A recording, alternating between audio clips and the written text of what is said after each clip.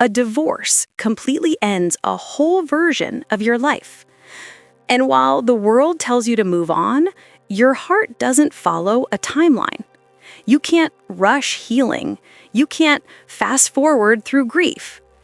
Because the truth is, divorce triggers the same kind of loss we feel when someone dies. Because in a way, something did die. The routines you built together, the late night talks, the future plans that once felt so certain, the inside jokes no one else would ever understand. It all disappears, and yet you remain, caught between the person you were and the person you're becoming.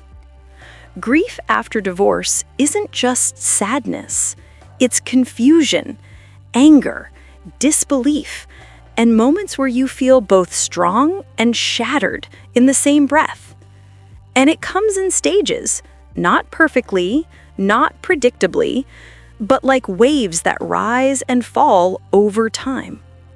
Today, let's walk through the 5 stages of divorce grief, not as theory, but through the eyes of healing, the kind that doesn't rush or judge, but understands what it means to lose love and rebuild yourself from the ground up.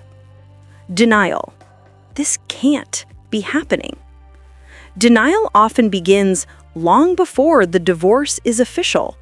You tell yourself, we can fix this. It's just a rough patch. You remember the good days, the laughter, the trips, the things that made you feel safe. You cling to the version of them you fell in love with, not the person who's now pulling away. Therapists call denial a protective shield. It's your mind's way of saying, let me breathe before I break. It cushions the shock, giving you time to absorb what's happening little by little. You might find yourself scrolling through old photos, rereading messages, trying to find proof that it wasn't all falling apart. You replay moments where things were still good because if you can remember those clearly enough, maybe they'll come back. But eventually the silence grows louder than the memories. The truth becomes impossible to ignore. The texts stop coming, the house feels emptier, and one day you wake up and realize it's over. That realization is a painful kind of clarity, and it leads you into the next stage, anger. Why me? Why us? Anger doesn't always look like screaming or broken plates. Sometimes it's the ache in your chest at 2 a.m.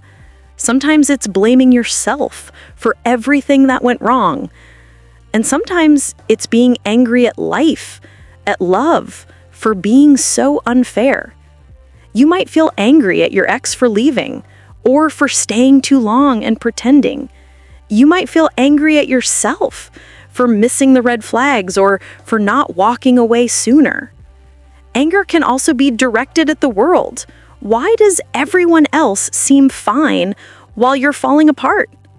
A therapist would tell you, anger isn't bad. It's not something to be ashamed of. It's just pain with armor. It's the fire that says, I cared, I loved, I'm hurting. If you suppress it, it festers. If you express it safely, through writing, through conversation, through therapy, it softens. It becomes something you can understand instead of something that controls you. You don't have to apologize for your anger. It means you still have passion. It means your heart hasn't gone numb. And that, believe it or not, is a good sign. Because anger, when acknowledged, is often the first spark of self-respect returning. Bargaining. Maybe if I had just... Bargaining is the stage of what ifs and if onlys. It's where your mind tries to rewrite the story. If I had tried harder, maybe we'd still be together. If I forgive, maybe they'll change. If I give them space, maybe they'll come back. This stage is often quiet, but it's exhausting because you're fighting reality, trying to negotiate with the past. Therapists describe bargaining as your brain's desperate attempt to regain control. Divorce feels chaotic, unpredictable, so your mind tries to restore order by searching for answers, for patterns, for logic. But love isn't a math problem.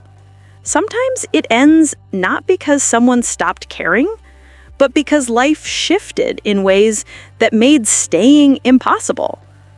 It's human nature to want closure, but bargaining keeps you trapped between past and present, living half in memory, half in regret.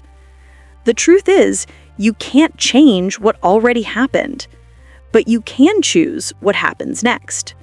You can rewrite your future, even if you can't rewrite the past. And that realization that you're still in control of what comes after is what slowly guides you into the hardest, quietest stage: depression. I don't know who I am anymore. This is the stage where the silence feels heavy, where the weight of what you lost truly hits you. You might wake up and feel empty. You might lose interest in the things you once loved. You might feel like you're floating through days without purpose, like you're a guest in your own life. And that's okay. It's not weakness. It's not failure. It's your soul processing heartbreak. A therapist would tell you, don't rush this. You're not failing to heal. You're healing, slowly, invisibly, imperfectly. During this stage, small acts of care matter more than you realize. A morning walk, writing your thoughts down even if they make no sense, talking to a friend who listens instead of trying to fix you, cooking a meal for yourself even when you don't feel like eating. Healing rarely looks dramatic. It's not the cinematic breakthrough where you suddenly smile again. It's quiet, subtle, gradual. It's the moment you go an entire hour without thinking about them. The day you realize you laughed without feeling guilty. The evening when the house still feels empty, but you're not as afraid of the silence anymore. That's healing. That's progress.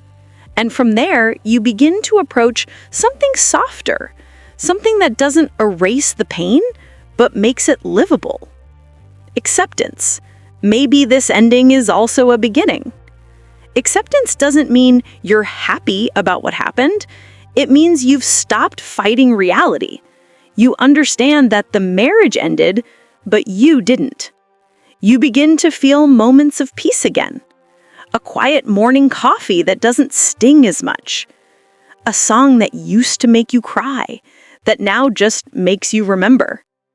Acceptance is where grief transforms into wisdom. It's where you realize that what you lost doesn't define you, but what you learned from it does. You begin to forgive, not because they deserve it, but because you deserve peace. You start rebuilding, not as the person who was left, but as the person who learned to stand again. Acceptance doesn't mean forgetting. It means remembering without drowning. It means carrying the memories with grace instead of grief. And that is freedom. Moving forward, healing is not a straight line. Grief doesn't follow a calendar. There's no day 100 when you wake up suddenly healed. You might cycle through the stages. Denial one week, anger the next, acceptance for a moment, then back to sadness. That's not regression, that's reality. Healing is a spiral. You keep coming back to old wounds, but each time you bleed a little less. What matters is that you keep going. Even if all you can do today is breathe. Even if the only progress you make is getting out of bed. That counts. Because one day, you'll wake up and realize you're no longer mourning what ended.